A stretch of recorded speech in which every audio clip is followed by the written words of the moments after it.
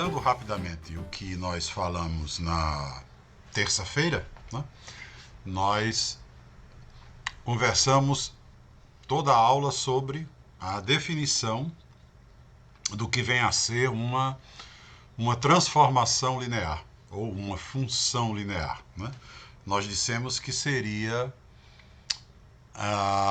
qualquer função que tivesse como domínio um espaço vetorial,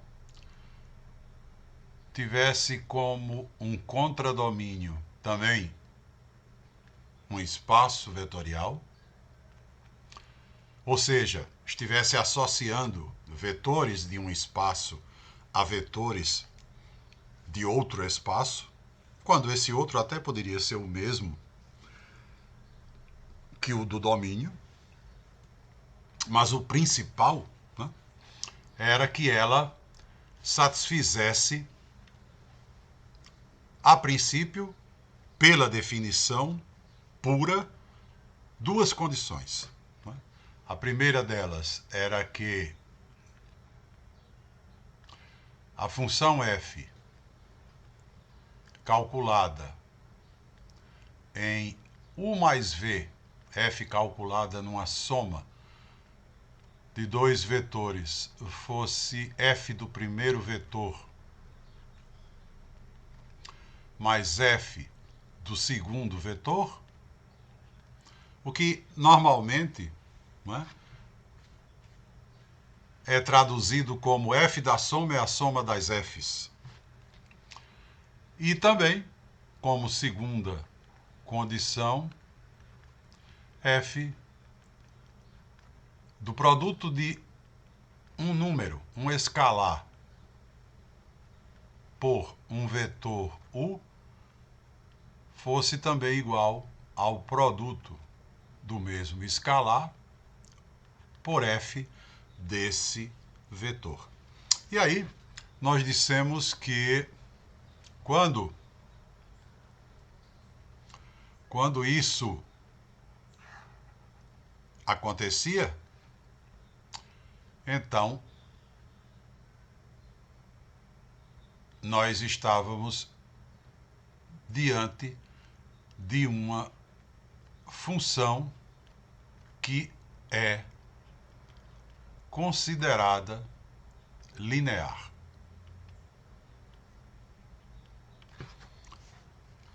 Aí depois, né, nós vimos que, como consequência dessa definição, existia um resultado, né, existe um resultado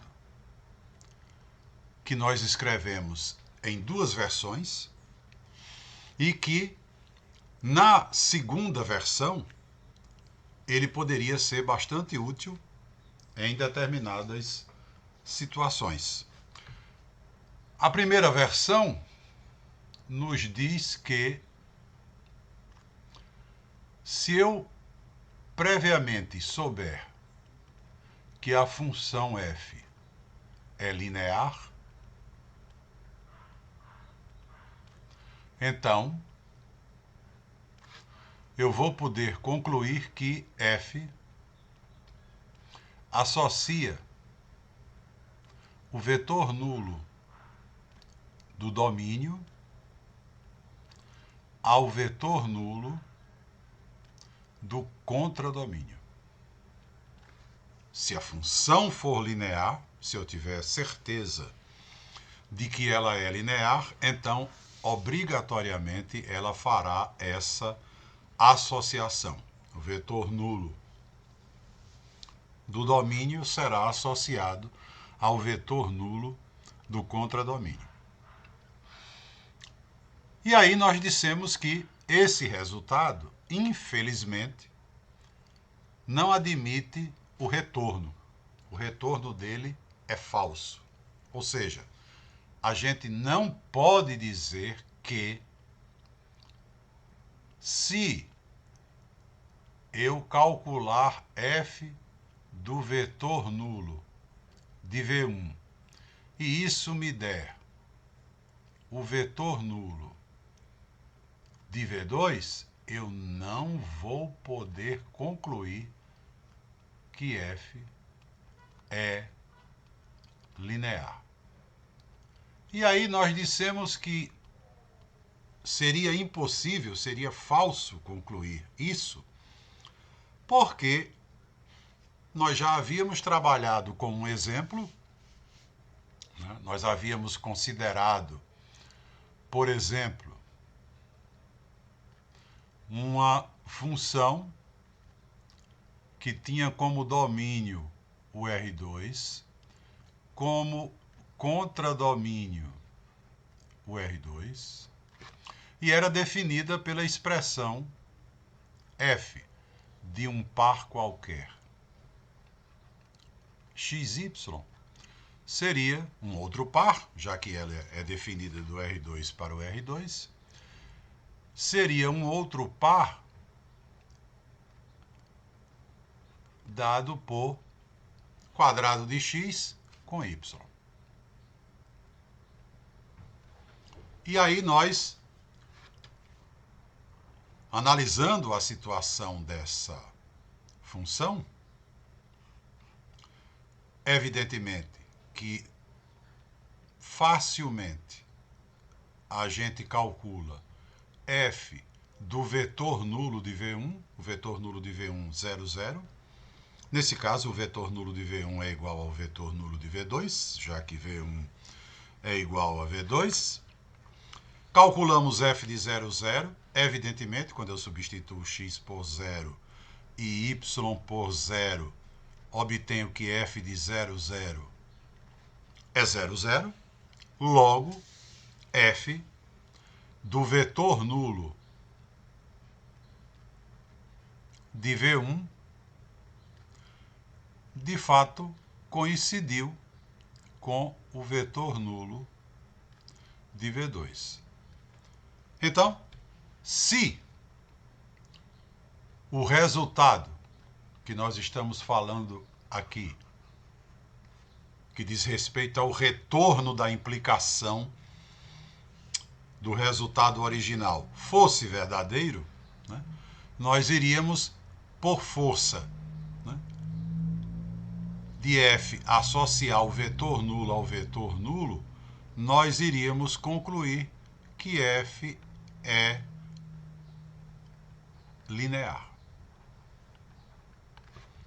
Mas como nós vimos, essa função, apesar de associar o vetor nulo ao vetor nulo, ela não era linear.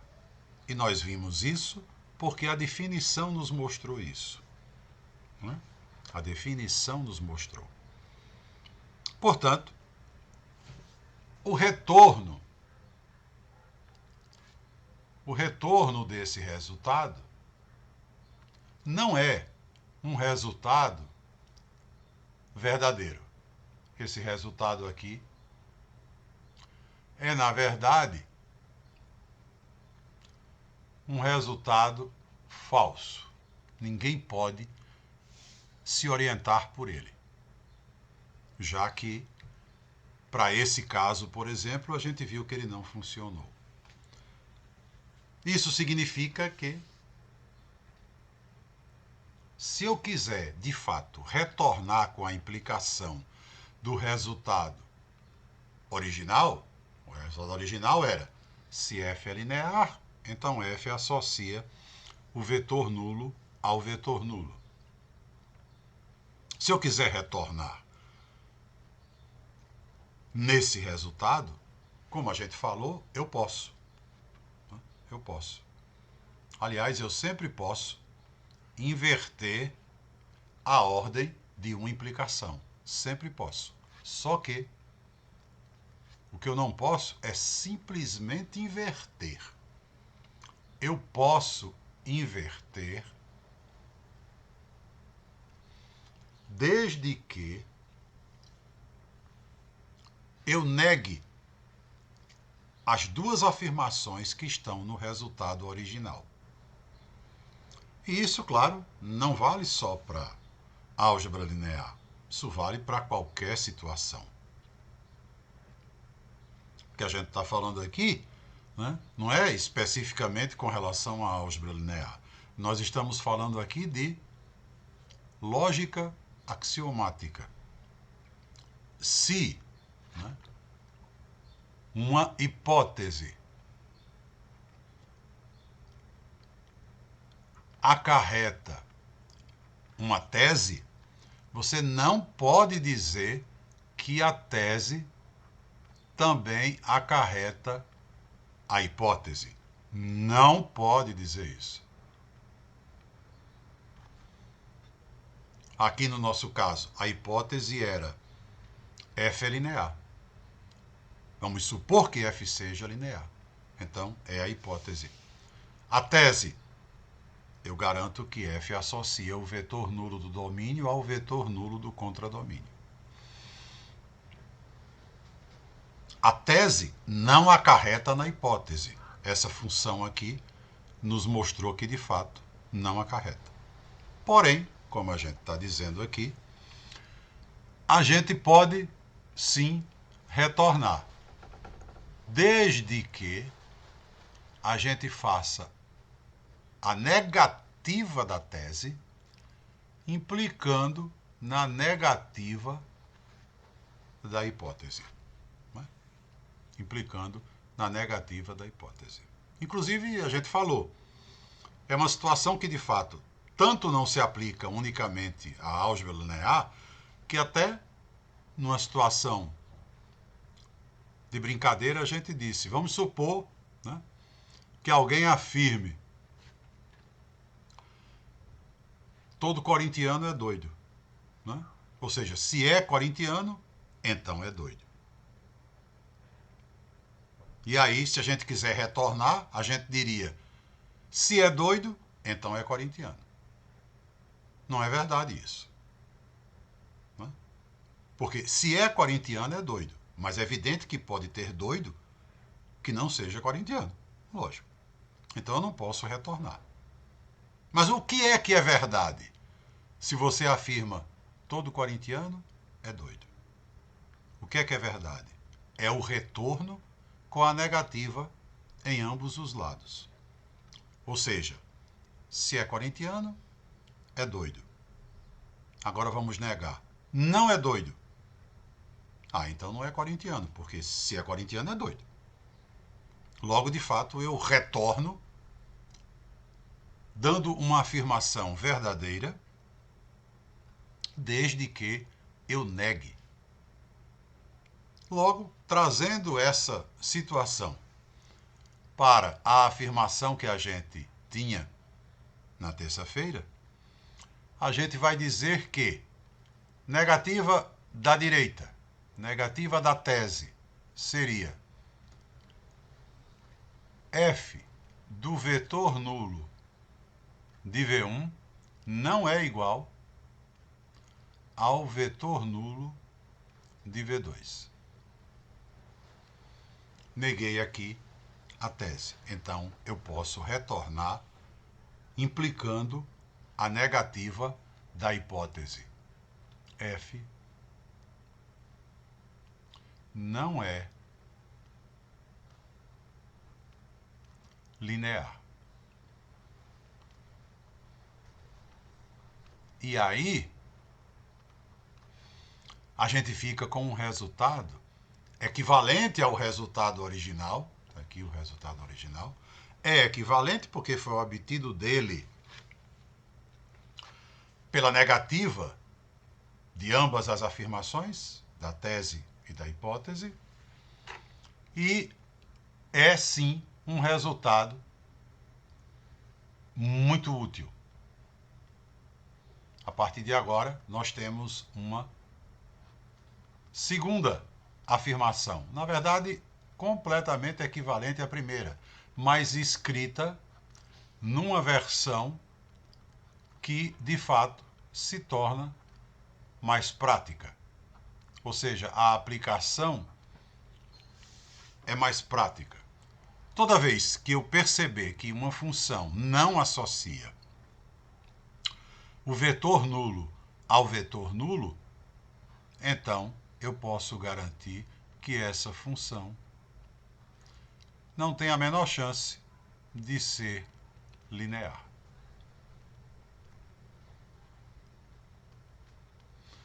E aí, nós dissemos, olha, nós havíamos trabalhado, né, com um exemplo anteriormente, fomos trabalhar com esse exemplo usando a definição, certamente trabalhamos, tivemos um volume de trabalho desnecessário.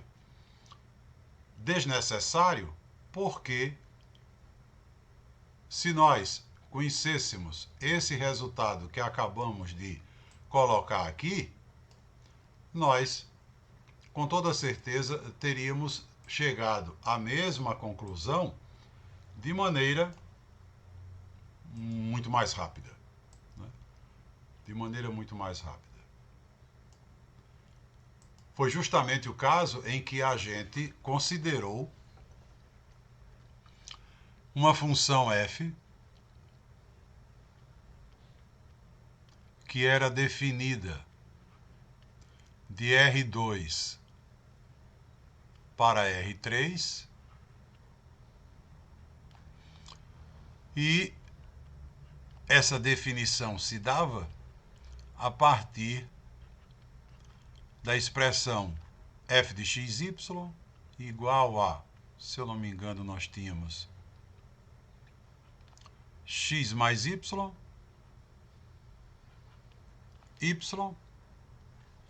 e x mais 1.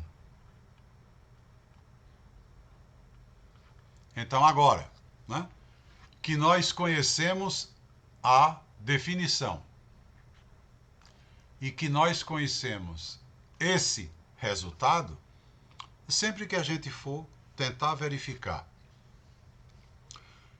se uma função é linear, é melhor começar pelo resultado e recorrer à definição se houver necessidade. Aqui, por exemplo, não haveria. Não é? Por quê? Vou fazer o teste do vetor nulo. Então, calculo f de 0, 0. Isso me dá 0, 0, 1. E a história acabou. Como f do vetor nulo de V1, que é 0, 0, foi diferente do vetor nulo de V2, evidentemente posso concluir que essa função não é linear. Fim de papo. Então é um resultado muito bom. Porém, às vezes ele pode não ser aplicável, né? Por exemplo, naquela função que estava aqui, né?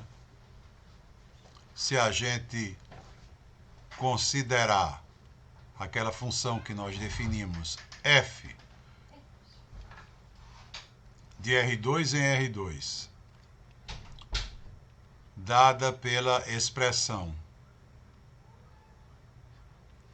f de xy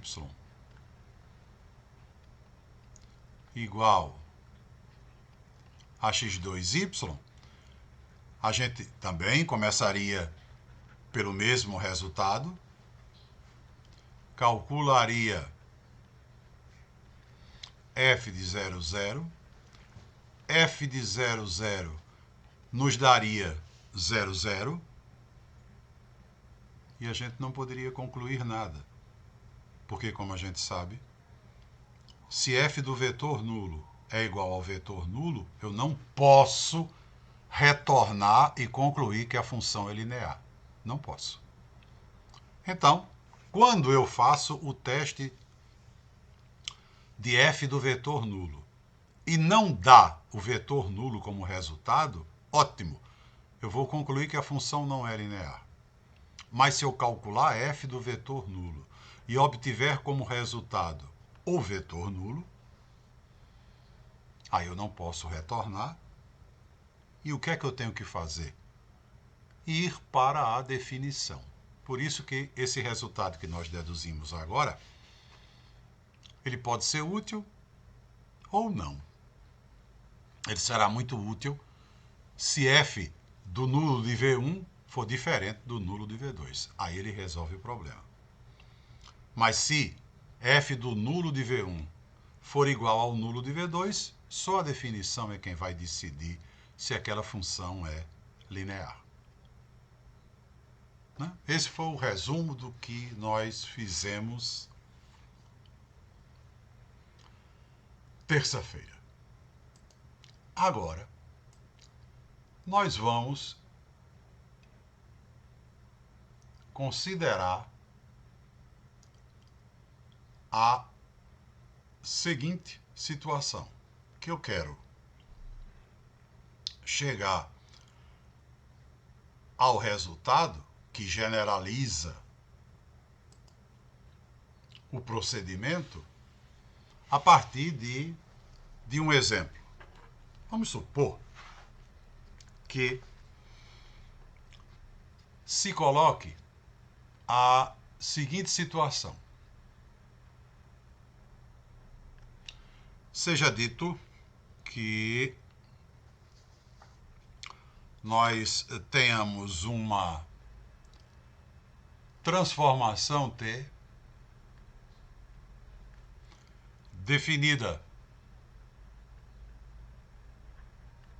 do R2 para o R3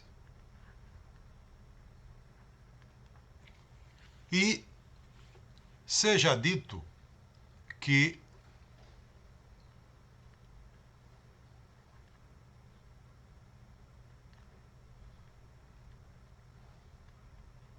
T do vetor 1 e menos 1 vale 3, 2 e menos 2.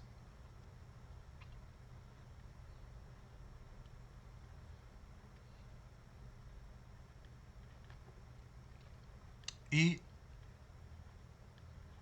T do vetor menos 1 e 2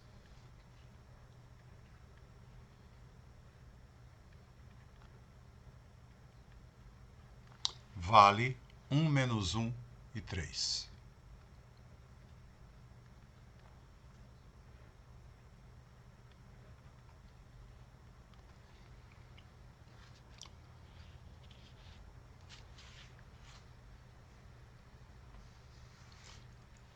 Seja dado, ou nos seja dada essa informação, e seja dito o seguinte: T é linear, nos seja garantido que T é linear, e nos seja perguntado qual é a expressão que define essa transformação.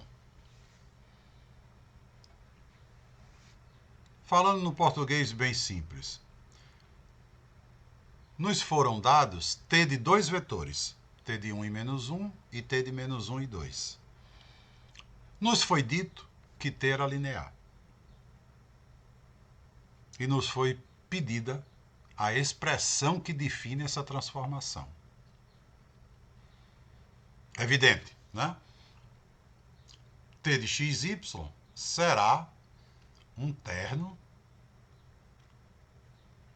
porque T vai de R2 para R3, né? E é evidente que um terno onde aqui, né, aparecerão expressões que envolvem x e y, de tal maneira que, quando eu substituir x por 1 e y por menos 1, vai dar 3, 2 e menos 2. E quando eu substituir x por menos 1 e y por 2, eu obterei 1 menos 1 e 3. A questão é, que expressões são essas? Como é que eu posso enxergar a definição dessa transformação se eu só conheço o valor da transformação em dois vetores do domínio? 1 e menos 1 e 2 são dois vetores do domínio. Só conheço o T deles dois. E quem me faz a pergunta quer que, com base nisso, e sabendo que T é linear, eu consiga a expressão que define T. Esse problema pode parecer muito complicado, por eu conhecer T de dois vetores e a pessoa querer que eu encontre T de qualquer um, né? T de xy seria T de qualquer vetor do R2, mas mesmo parecendo muito complicado, ele na verdade não é. A gente só precisa conhecer um procedimento que de fato nos leve até essa expressão de T de xy. Para isso, a primeira coisa que a gente tem que fazer, já que nós falamos em procedimento, né, vamos aqui organizar os passos a seguir para conseguir finalmente a expressão que define T de xy. Primeiro passo a seguir. Você vai tomar os vetores que lhe deram do domínio e verificar se o conjunto formado por eles é uma base do domínio. Então, aqui eu formaria o conjunto alfa composto pelos vetores 1 e menos 1, menos 1 e 2. Ou seja, tomei os vetores do domínio que me foram dados, com eles formei um conjunto e vou verificar se esse conjunto é uma base do domínio. Como o domínio é R2, que eu sei que tem dimensão 2, e meu conjunto alfa tem dois vetores, eu vou usar aquele resultadozinho que nós vimos lá atrás, que nos garante que, se a quantidade de vetores do conjunto coincide com a dimensão do espaço, para você verificar que esse conjunto é uma base, basta verificar que ele é LI. Esse resultado vem daquela relação de 6 resultados que nós colocamos aqui quando estudamos o conceito de base. Então, como aqui há uma coincidência entre o número de vetores de alfa e a dimensão do espaço, que é o domínio, R2, então eu vou apenas verificar que os dois elementos de alfa são LI. Se eles forem, eu não preciso verificar que eles geram o R2. Eu já posso concluir direto que eles formam uma base. Então, a gente pode aqui pegar uma combinação linear dos dois vetores, já que eu tenho que verificar se eles são LI, a gente toma uma combinação linear e iguala ao vetor nulo. É evidente que essa igualdade me levará para o sistema A menos B igual a zero, que é da primeira componente, e menos A mais 2B igual a zero. Claro que se eu somar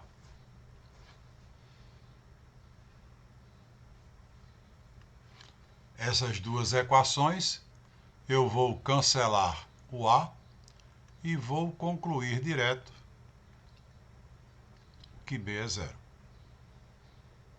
Mas, se B é zero, eu posso tranquilamente jogar esse resultado na primeira equação e, por consequência, concluir também que A é zero. Logo, obrigatoriamente, A é zero e B é zero. Consequentemente, eu concluo que alfa é LI. Mas alfa tem dois elementos, eu estou no R2 que tem dimensão 2, vou concluir que alfa é base. Então, o primeiro passo do procedimento foi concluído. Eu considerei os vetores do domínio que me deram, formei um conjunto e acabei concluindo que esse conjunto é base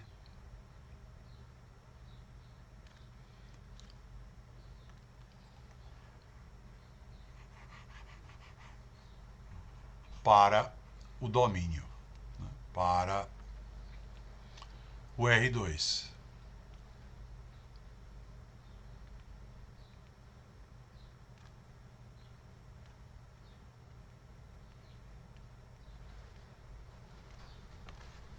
E o primeiro passo foi concluído. Segundo passo. Já que eu descobri que o conjunto é uma base, então eu posso ter certeza que ele gera o R2. Apesar da gente não ter comprovado isso, porque não havia necessidade, né? Já que dava para concluir que ele era a base somente pelo fato dele ser LI. Então, mesmo sem ter feito, eu tenho certeza que ele gera o R2. Isso significa que qualquer vetor do R2, qualquer par XY, eu posso escrever como combinação linear desses dois vetores do conjunto alfa. Então, vou fazer isso. No passo 2, eu vou escrever um vetor qualquer do domínio como combinação linear dos vetores do conjunto alfa. Tá?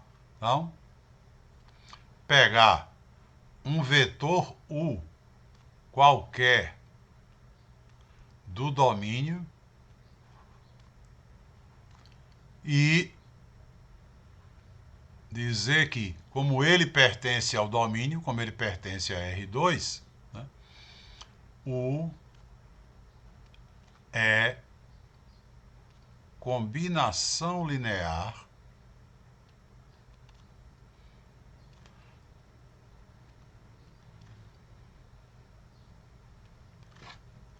dos vetores de alfa.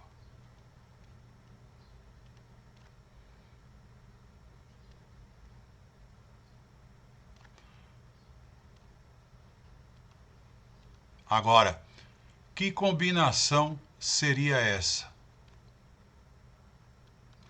É isso que eu vou determinar. Então, vamos dizer que U, já que eu estou no R2, seja xy. Um vetor qualquer do R2. E a gente tem certeza que esse vetor é combinação linear dos vetores de alfa. Porque alfa é uma base. E sendo uma base, ela gera todo o R2. Se ela gera, é porque qualquer vetor do R2 pode ser escrito como combinação linear dos elementos dela. Então, xy seria algo do tipo A por 1 e menos 1 mais B por menos 1 e 2. Eu preciso apenas descobrir quem são A e B. É evidente que A e B não serão números, né? Serão expressões em função de x e y, porque essa equação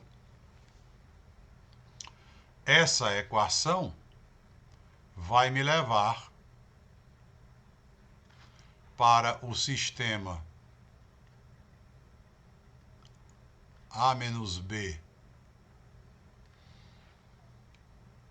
igual a x menos A mais 2B igual a y. Como, da mesma forma que a gente fez quando foi verificar a independência linear, né? A gente vai somar.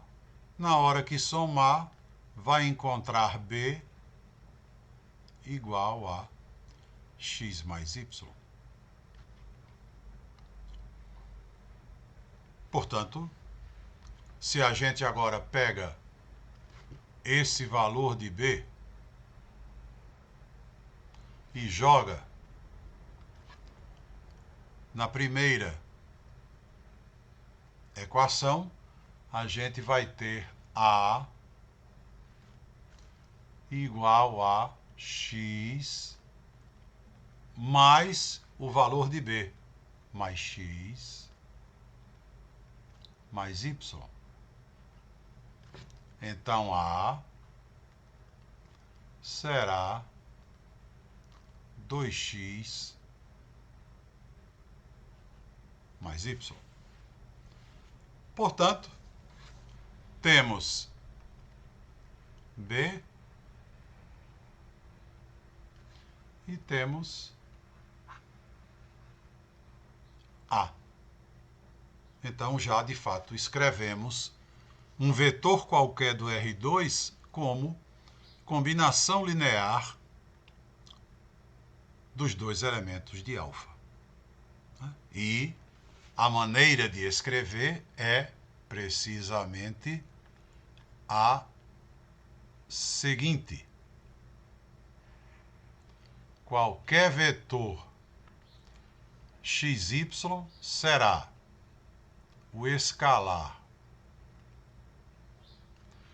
2x mais y, que foi o vetor de A o valor de A que nós obtivemos, pelo vetor 1 e menos 1, mais o valor de B,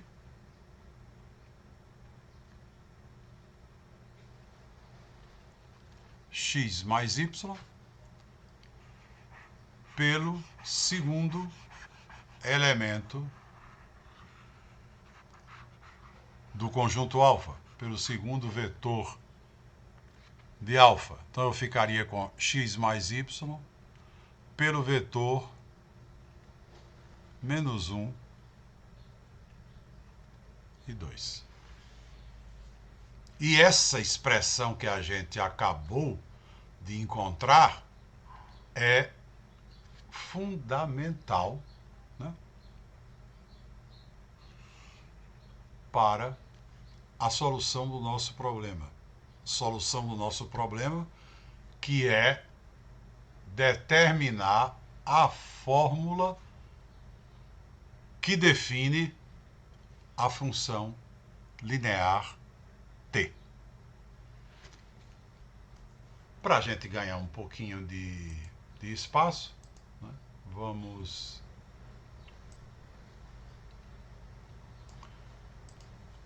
diminuir isso aqui.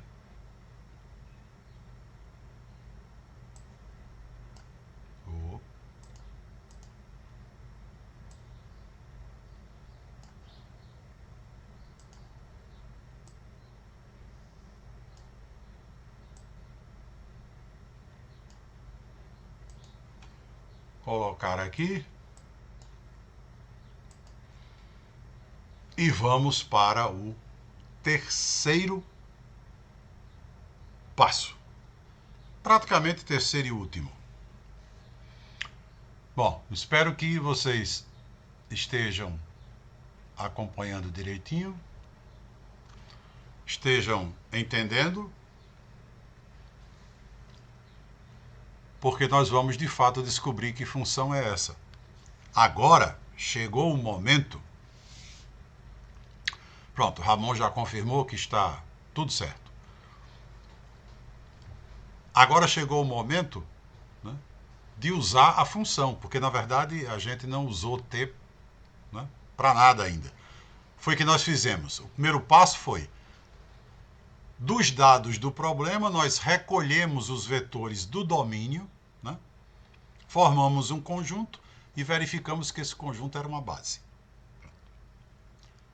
Que ele tem que ser, que é para poder fazer sentido o segundo passo. Né?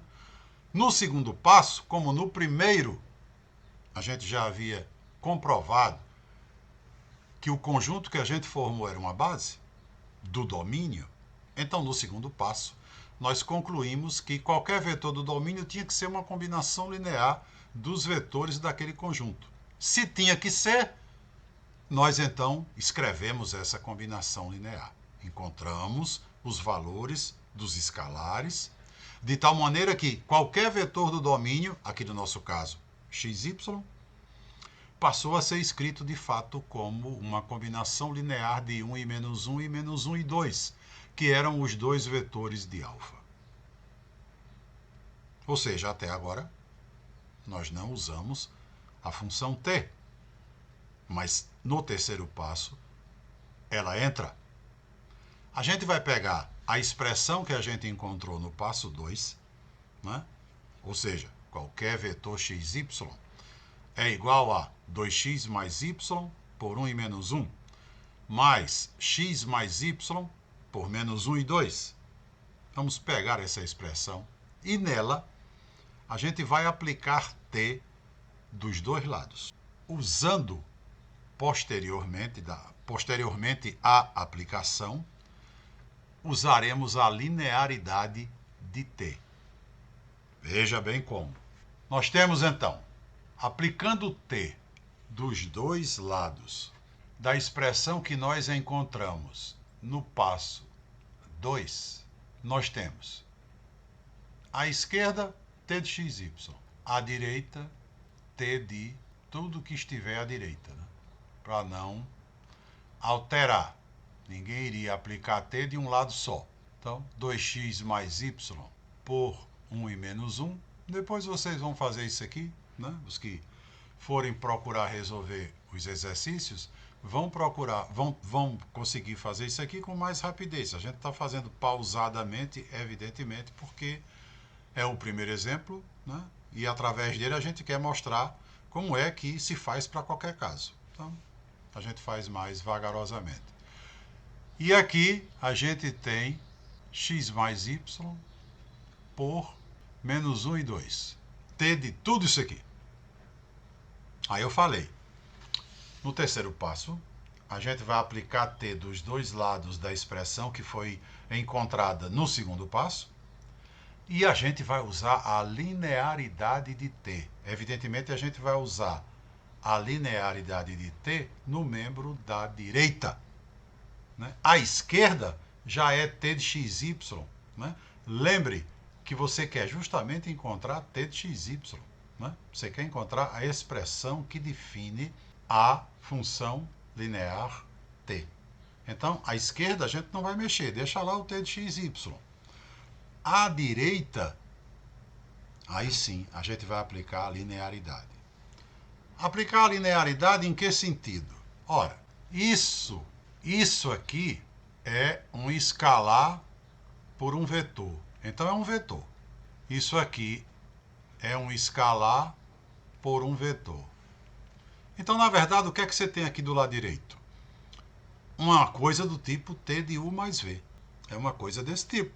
E como t é linear, foi dito que ela era, a gente sabe que t de u mais v é t de u mais t de v.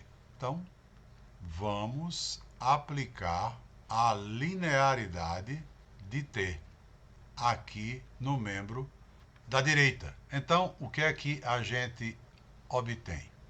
T da primeira parte, que é 2x mais y por 1 e menos 1, mais t da segunda parte, x mais y por menos 1 e 2. Ou seja, usamos aquela primeira exigência da definição de função linear, porque podemos usar, já que foi dito que essa função garantidamente era linear.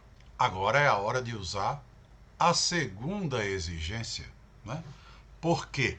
Porque 2x mais y é um escalar, isso aqui é como se fosse um lambda, e aqui é como se fosse um vetor, que é de fato um vetor. Então eu tenho t de lambda u no primeiro termo, e no segundo algo do tipo t de lambda linha v, ou seja, também um escalar por um vetor. Como t é linear, a gente sabe que pode dizer que o primeiro termo ficará lambda vezes t de u. E o segundo termo ficará lambda', que é x mais y, multiplicado por t de menos 1 e 2. Né? Segunda condição de linearidade. Portanto, vamos utilizá-la. E, ao utilizá-la, a gente vai concluir que isso aqui ficará 2x mais y por t de 1 e menos 1 mais x mais y por t de menos 1 e 2. Acontece que t de 1 e menos 1 eu conheço. E t de menos 1 e 2 eu também conheço. T de 1 e menos 1, 3, 2 e menos 2, trago para cá. T de menos 1 e 2, trago para cá. Logo, terei aqui o seguinte resultado. 2x mais y por sai t de 1 e menos 1, entra o valor dele através da função. Então, entra 3, 2 e menos 2. Mais x mais y, sai t de menos 1 e 2, entra o valor dele através da função 1, menos 1 e 3. Bom, mas aí, né, nós teremos 6x mais 3y, 4x mais 2y, menos 4x menos 2y, como primeiro vetor. E como segundo, x mais y, menos x menos y, 3x mais 3y. Ou seja, perceba, né? Aqui à esquerda, você tem t de xy. E o cálculo que você fez usando a expressão que você obteve no passo 2 foi um cálculo simples, baseado unicamente no fato de que t é linear. Então você tinha uma soma, quebrou em t do primeiro mais t do segundo, mas como o primeiro e o segundo ambos envolviam um escalar por um vetor, você disse que isso seria o escalar por t do vetor. Acontece que t de cada vetor era conhecido. Exatamente foi o que lhe deram. Lhe deram 2 vetores do domínio e t de cada um deles. Então você trouxe para essa última expressão t de cada vetor do domínio. Fez o cálculo necessário e vai acabar concluindo que a função que você desconhecia, da qual a única coisa que você conhecia era t de 2 vetores? E veja, isso é nada, né? Porque, na verdade, t é calculada em quantos vetores? Em infinitos vetores, porque t é calculada sobre o R2. No R2 tem infinitos vetores. De infinitos vetores, você conhece t de apenas 2. E não precisou mais do que isso para você descobrir t de qualquer um. Porque agora você tem a expressão que define t. Se alguém perguntar a você agora quanto é t, digamos, de 3 e menos 4, você vai dizer. Você vai calcular.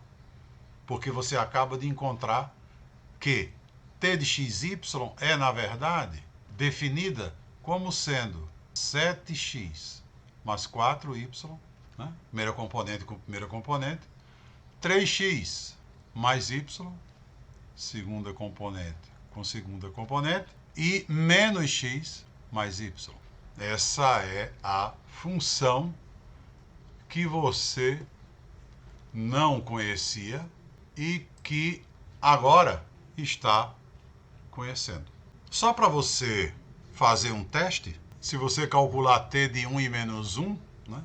X é 1, y é menos 1, você vai obter 7 menos 4, 3, está lá, né? 3 menos 1, 2 e menos 1, menos 2.